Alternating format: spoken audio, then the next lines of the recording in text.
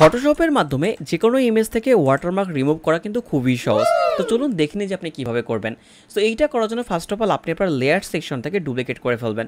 So control J press করে duplicate হয়ে যাবে। ডুপ্লিকেট করার পর আপনি সরাসরি চলে যাবেন সিলেক্ট অপশন, দেন এখান থেকে আপনি সিলেক্ট করবেন কালার রেঞ্জে। সো কালার রেঞ্জে প্রেস করে আপনি কিউটোরে প্রেস করে দেখবেন এটা সিলেকশন হয়ে যাবে। দেন আপনি জাস্ট শিট প্রেস করে ধরে ধরে আপনি আস্তে সিলেকশন করে ফেলবেন।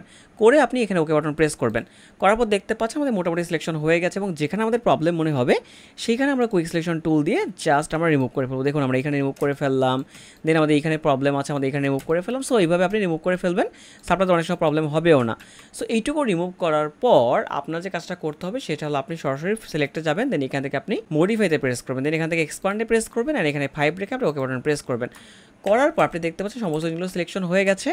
দেন আমি যদি এই টুলবার সেকশন থেকে রিমুভ টুলটা সিলেক্ট করি, দেন যদি আমি জাস্ট এটার উপর দিয়ে হালকা করে ড্রাগ করি, সমস্ত জায়গাতে আপনি দেখবেন এটা অটোমেটিক করে রিমুভ হয়ে যাবে। সো দেখুন আমাদের ড্র্যাগ করা শেষ। সো আমরা একটু ওয়েট করব।